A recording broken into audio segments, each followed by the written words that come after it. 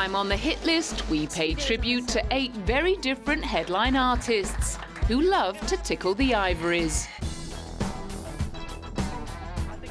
The insanely multi-talented crooner Jamie Cullum released his first recording while he was still studying English literature at Reading University. After graduating, he released another album of jazz classics with a couple of compositions by him and his brother thrown in. Pointless Nostalgic became a bestseller and set off a record company bidding war. Universal won out, and the 24-year-old singer, songwriter, pianist and drummer found himself with a £1 million contract. When I started making the record 2nd of January, I felt like a kid in a toy shop with a blank cheque, you know, signed by Bill Gates. I was so excited to be making a new record that the whole pressure thing didn't seem, because it was so overdue, I was so ready, you know, I was so ready to make new music that I didn't feel pressured at all. I mean, maybe I should have done, but I just sat down and got on with it and enjoyed every. I think there's more pressure now, it's about to come out really, but I've got nothing to do with it coming out, so it's like, I'm fine really. 20-something turned Jamie into Britain's biggest-selling jazz artist of all time and earned him an invitation to play at the 2004 Grammy Awards. Sitting there at the Grammys, playing and hearing my name come up and the nominations, that was the point where I really thought that it got out of my hands. I was like, what the hell is going on? You know, that was really amazing.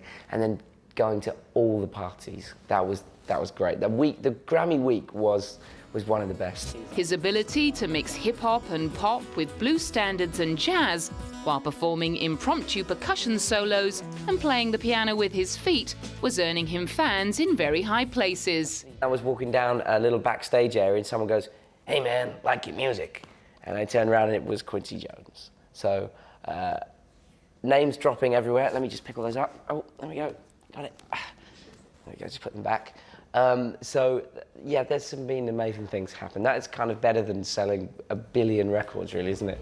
For his next album, Catching Tales, Jamie decided to broaden his horizons even further. But I wanted to challenge myself more than that in a way, and I was kind of against collaborations a little bit at first, apart from with my brother, and then as I started doing them, I realised it was taking me to places that I didn't necessarily know I could go in, so I started working with people, not necessarily for the album, but just because I could, because I had the time. In his improvised live shows, Jamie is known for putting his stamp on works by other artists, varying from the White Stripes and Kylie Minogue to Kanye West, Radiohead and Rihanna.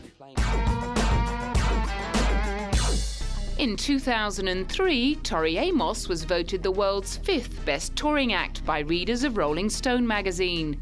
That result becomes particularly impressive when you take into account the fact that she has performed many of her shows solo, with nothing more than a piano for accompaniment. Since her first world tour in 1991, she remains one of the world's most active live performers, putting in more than 1,000 concerts over the space of her career. After playing the piano bar circuit in LA and failing to get a music career off the ground in the US, she took off in the UK with her lilting piano-based album Little Earthquakes. Her subsequent releases have earned her more than 12 million album sales and a fiercely loyal fan base, as well as a reputation for being emotionally intense and more than a little eccentric. In 2007, she backed up the release of her 9th album, American Doll Posse, with a live show featuring 5 feminine alter egos. I must be honest, watching the wardrobes come in for the girls is, I've never experienced anything like it, because I know what it's like to be the redheaded person, but then to be this glamorous Santa who, the things that she wears, I mean, husband was even looking at them coming in and saying, "Do I get a date with the one that wears that frock then?" And I'm thinking, it's quite something to open yourself up to a different way of expressing yourself. So yes, the girls are teaching me all kinds of new tricks. In many ways, she felt that she'd been coming to this album all her life, and that American Doll Posse reflected the complexities of being a woman.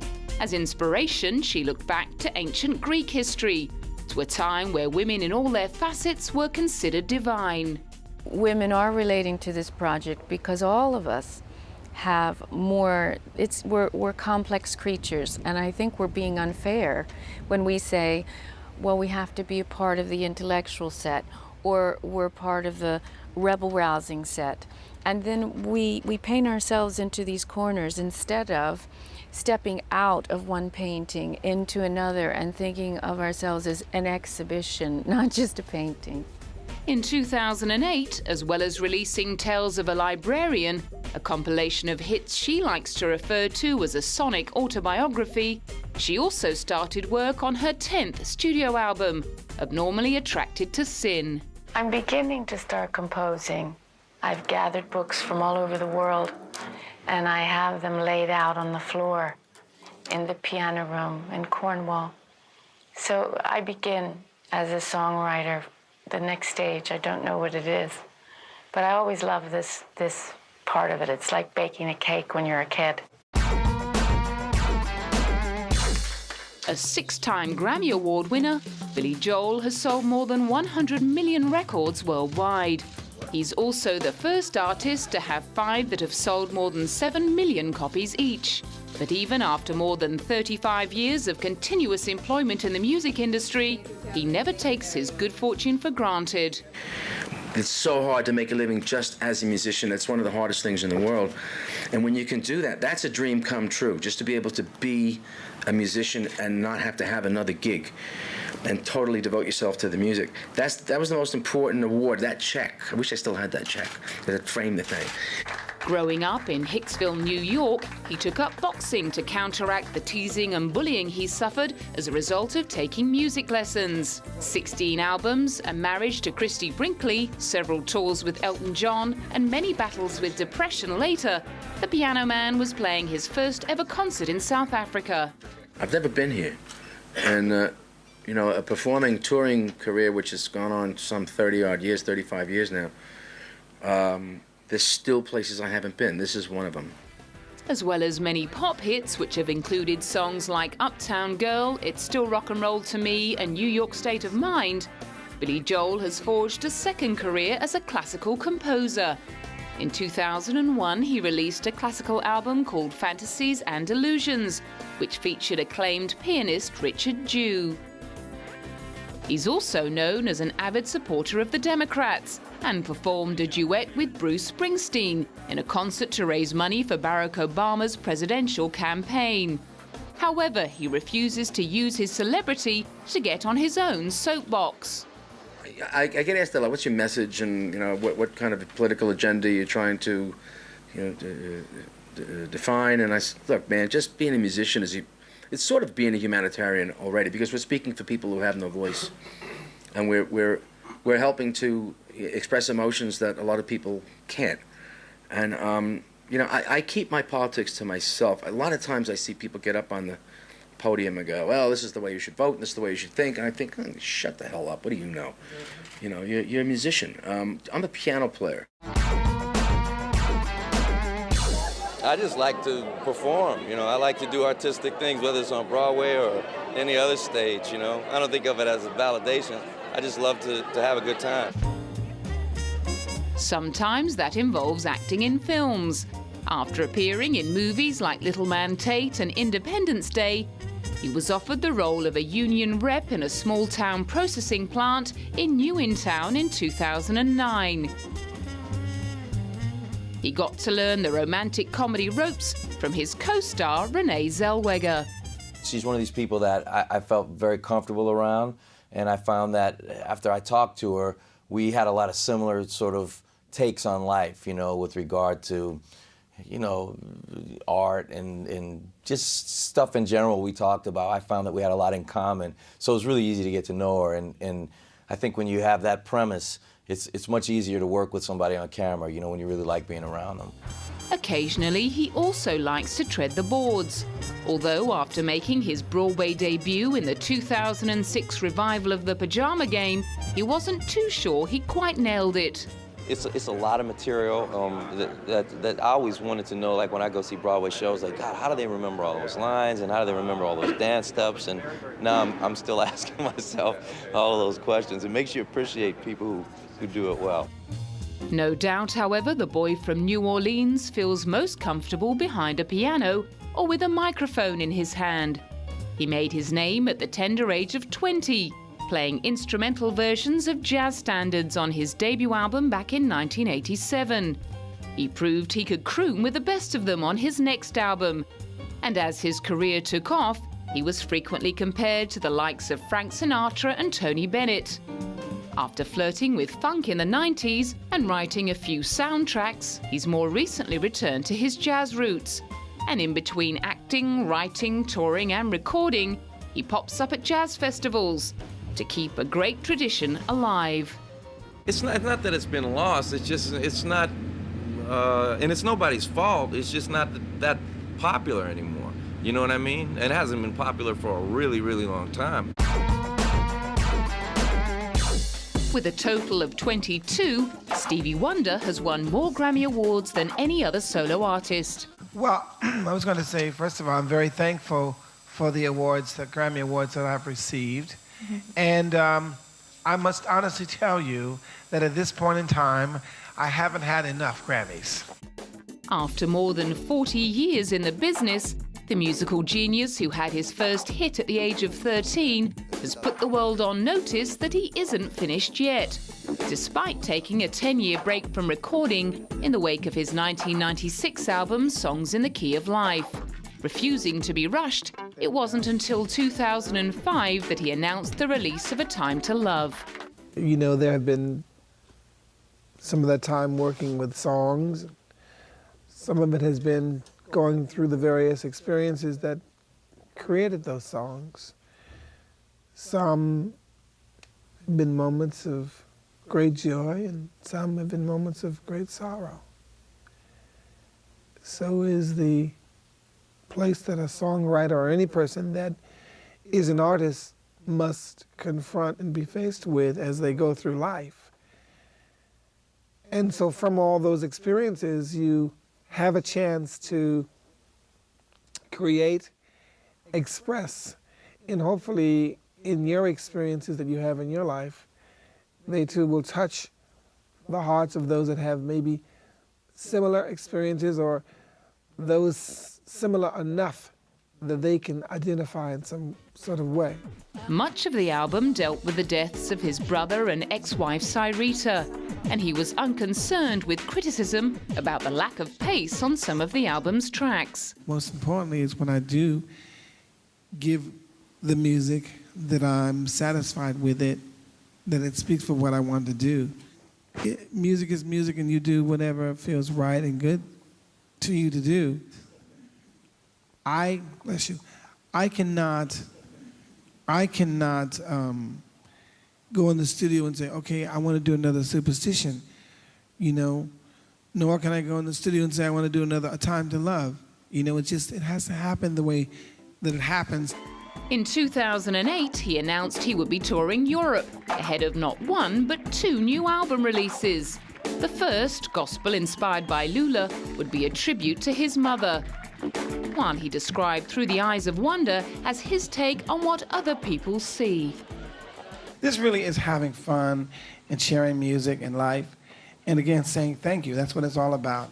And as we get into more of the songs for some of the stuff for gospel inspired by Lula, I might do something from there, and I might do some stuff, a couple of things from Through the Eyes of Wonder. So I'll be sharing with you the experience as it is happening. His 40 top 10 hits have included such timeless classics as Superstition, Isn't She Lovely, Master Blaster and Sir Duke. But he never has to hesitate when asked which is his favourite. I always answer this question when people ask me what is my most favorite song, with a quote that Duke Ellington used to always say when they asked him what was his most favorite composition. And I have to say, I haven't written it yet. In the lead up to the Grammys in 2003, the award for Best New Artist looked to be a one-horse race. Best New Artist pretty much everyone we talk to thinks it's a lock for Norah Jones. She's kind of the perfect Grammy Best New Artist. She's traditional sounding, she's young, she's beautiful, she plays the piano. She's not going to scare the older voters, it's very important. So she's almost certainly going to win. Not only did she net the Best New Artist award, she also carried off Album of the Year, Record of the Year, and Best Female Pop Vocal Performance. An incredible achievement for the 24-year-old ex-lounge singer who dropped out of studying jazz piano at university. The daughter of famous sitar player Ravi Shankar, she grew up in Texas and went to the Performing and Visual Arts School in Dallas. Things started to come together for her career-wise when she started a band with fellow jazz folk musician Jesse Harris. She proved she was no flash in the pan with her 2004 release Feels Like Home, which won her another 3 Grammy Awards. After releasing her third album, Not Too Late, she was ready for a new challenge when acclaimed art house director Wong Kar-wai offered her a part in his new film, Burberry Nights. I was not planning on making any kind of acting debut, and he knocked on my door, and out of the blue, I just thought, okay, well, I'm on tour, and I'm not an actress, so whatever. And then I got off tour, and I finally watched one of his films for the first time. I watched In the Mood for Love, and I thought, wow, that's just the most beautiful thing I've ever seen. And I thought, well, let's have lunch. Maybe he wants some music. And he says, you want to be in a movie? I say, okay. Cast alongside seasoned actors like Jude Law, David Strathairn and Natalie Portman, she had a lot to live up to. I remember when we were shooting a scene when she has to cry in New York with in the arms of Jude. And so I said, Nora, because she always asked me, do I have to act? I said, don't act, be yourself. And then I said, now you have to act because you are going to cry. And she said, okay, and give me a few minutes. And then we rolled the camera and she cried. And then after that I said, wow, it's great. And she said, do you want one more? I said, no, this girl is going to be an actress, you know. Burberry Nights ended up being selected as the opening night film for the 2007 Cannes Film Festival. Success was rather a long time coming for British singer-songwriter David Gray, who released his first album, The Century Ends, back in 1993. 6 years later, his fourth album, White Ladder, would set a record for the longest uninterrupted climb to the top of the album charts, on the back of his smash hit single, Babylon. The success of White Ladder helped send his next album, A New Day at Midnight, to #1, and kicked off 2.5 years of touring, by the end of which David wouldn't have cared if he never sang Babylon again. Of course, I mean, it was killed for me. I'm waiting for it to, I'm trying to resuscitate it from time to time, but how many times did I have to play that thing? Like 10 times a day, 300 days a year, in all kinds of garish situations. Having spent so much time on the road, he knew all about the pitfalls of playing to new audiences night after night. I think the two biggest problems of playing music are, repetition and self-consciousness. You become, it poses big problems having to play the same songs all the time. It is a bit of a strain. It's always great when you've been, like we've had a few weeks off and now we'll come back. The first few gigs will be really, really sparky because the songs will feel really new, but then that wears off very fast. So as I say, you've got to keep changing things around, so there's no magic formula, just constant change. That's my approach. After taking time off to recover, he got back behind the piano to start writing songs for his next album, Life in Slow Motion. The album went to #1 and was hailed as a return to form by critics who hadn't been too impressed with A New Day at Midnight. Since then, he's released 2 compilations, one of his lesser-known early work and a greatest hits album. He's also been putting in appearances at huge gigs like Glastonbury, Live Earth and the Wireless Festival. In 2008, he joined other high-profile artists like Katie Tunstall and Robbie Williams to discuss the state of the music industry. Obviously, it's a changing time. The music business is sort of falling apart, so I'm interested to any ideas of how to put it back together again. You've got things like Spotify, where people just get free music. So it doesn't look good from a sort of artist perspective. So I think if we all get together, I'm sure someone's got some bright ideas how we can sort of unite and sort of keep hold of our rights. The story goes that Bob Dylan once hugged Barry Manilow at a party and said, "Don't stop what you're doing. We're all inspired by you." 16 years later, Oprah Winfrey announced that he was one of the most requested guests on her afternoon talk show. Somewhere in between, the most popular adult contemporary artist of the 70s and 80s may have spent some time in the wilderness. But by 2005, he was back in a big way, with his new album, The Greatest Songs of the 50s. The reason I connected with it was because when I looked at the list of songs that came out of the 50s, it seemed to me that they had been neglected. We've all heard the songs out of the 30s and the 40s, Blue Moon and I've Got a Crush on You and all of those. But nobody seems to have done Unchained Melody or It's Not For Me to Say or Beyond the Sea or any of these songs that were wonderfully written and came out of the 50s, and so that turned me on, and I dove in. Produced by Clive Davis, it debuted at the top of the Billboard 200 charts, delivering Barry his first #1 in 29 years. Next stop, the 60s. The 60s, I was really there. I really understood the 60s, and so I put down this long 250-song list, and I sent it out, emailed it to everybody I knew. And I said, pick your 10 favorites. And what kept coming back were the same 10 or 20 songs over and over. Can't Take My Eyes Off of You, What the World Needs Now Is Love, Blue Velvet. And I sent it to Clive, and I said, this is my little personal popularity poll. What do you think? And he said, these are the songs. These are the ones that everybody is going to love. They are #1 songs, and these are the ones that people just love. And it's true. He and Clive got to work and ended up with a #2 album, sealing the comeback of the singer, songwriter, arranger and producer who started out writing jingles before becoming Bette Midler's accompanist in the early 70s. He found solo stardom with songs like Mandy, Can't Smile Without You, I Write the Songs and Copacabana. His flashy costumes and flamboyant singing style also led to a series of TV specials. Oh, the hair! Oh my God, the hair! It's just the most horrible. The first time you see me, as I come barreling out from the wings, my girlfriend at the time, Linda, had convinced me to curl my hair. That 2 days before, and I had long schleppy hair, and bang, I looked like I had put my hand in the socket. And that's the first time you see me on my special. Don't ask me how I ever worked again, after that. And then the second special, I wore that Copacabana jacket. I mean, really, somebody shoot me now. More than 3 decades later, he's practically a permanent fixture at the Las Vegas Hilton.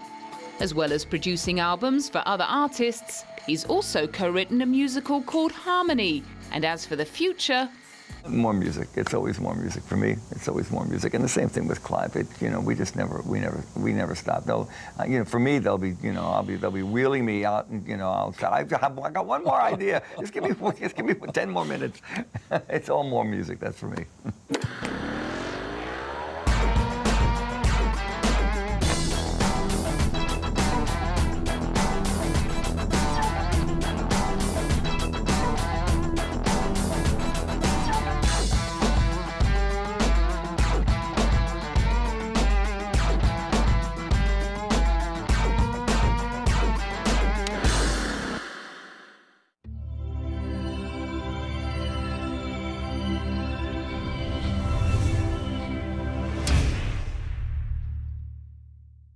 Since her first world tour in 1991, she remains one of the world's most active live performers, putting in more than 1,000 concerts over the space of her career. After playing the piano bar circuit in LA and failing to get a music career off the ground in the US, she took off in the UK with her lilting piano-based album Little Earthquakes.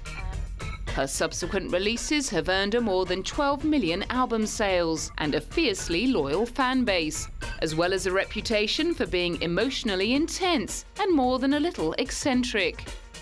In 2007, she backed up the release of her 9th album, American Doll Posse, with a live show featuring 5 feminine alter egos.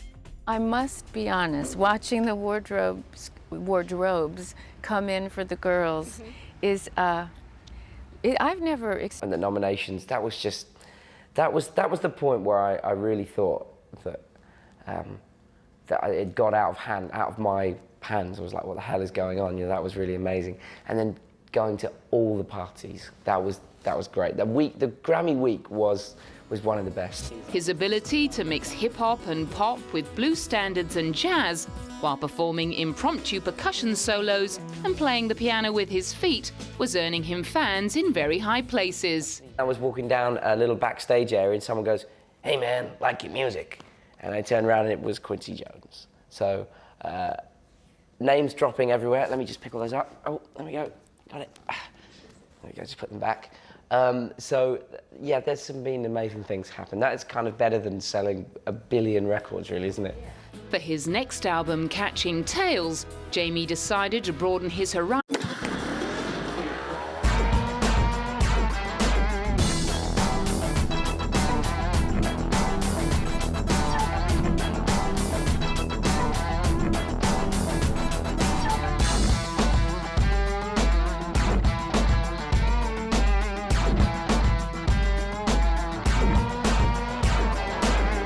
This time on the hit list, we pay tribute to 8 very different headline artists who love to tickle the ivories. The insanely multi-talented crooner Jamie Cullum released his first recording while he was still studying English literature at Reading University. After graduating, he released another album of jazz classics with a couple of compositions by him and his brother thrown in. Pointless Nostalgic became a bestseller and set off a record license even further. But I wanted to challenge myself more than that in a way, and I was kind of against collaborations a little bit at first, apart from with my brother, and then as I started doing them, I realised it was taking me to places that I didn't necessarily know I could go in, So I started working with people, not necessarily for the album, but just because I could, because I had the time. In his improvised live shows, Jamie is known for putting his stamp on works by other artists, varying from the White Stripes and Kylie Minogue to Kanye West, Radiohead and Rihanna. In 2003, Tori Amos was voted the world's 5th best touring act by readers of Rolling Stone magazine. That result becomes particularly impressive when you take into account the fact that she has performed many of her shows solo, with nothing more than a piano for accompaniment. Company bidding war. Universal won out, and the 24-year-old singer, songwriter, pianist and drummer found himself with a £1 million contract. When I started making the record 2nd of January, I felt like a kid in a toy shop with a blank check, you know, signed by Bill Gates. I was so excited to be making a new record that the whole pressure thing didn't seem, because it was so overdue, I was so ready, you know, I was so ready to make new music that I didn't feel pressured at all. I mean, maybe I should have done, but I just sat down and got on with it and enjoyed every. I think there's more pressure now, it's about to come out really, but I've got nothing to do with it coming out, so it's like, I'm fine really. 20-something turned Jamie into Britain's biggest-selling jazz artist of all time and earned him an invitation to play at the 2004 Grammy Awards. Sitting there at the Grammys, playing and hearing my name come up,